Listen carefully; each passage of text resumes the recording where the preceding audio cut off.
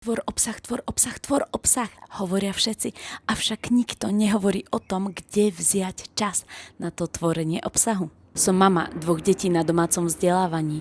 Moje dni sú často veľmi aktívne a na konci dňa zaspávam od únavy, keď ukladám deti k spánku. Nikdy som nebola človekom, ktorý robí to, čo robia ostatní, len preto, že to robia. Ale toto mi naozaj dáva zmysel. Dovolím si zmeniť jedno slovo a namiesto toho, aby som všade videla prekážky, budem sa snažiť vidieť všade možnosti. Je to v súlade s projektom, nad ktorým pracujem a ktorý mi dáva obrovský zmysel. Na začiatku roka som sa pokúšala dať sama sebe výzvu a postovať 5 krát za deň. Nevyšlo mi to. Tak som sa rozhodla postovať 6 krát za deň.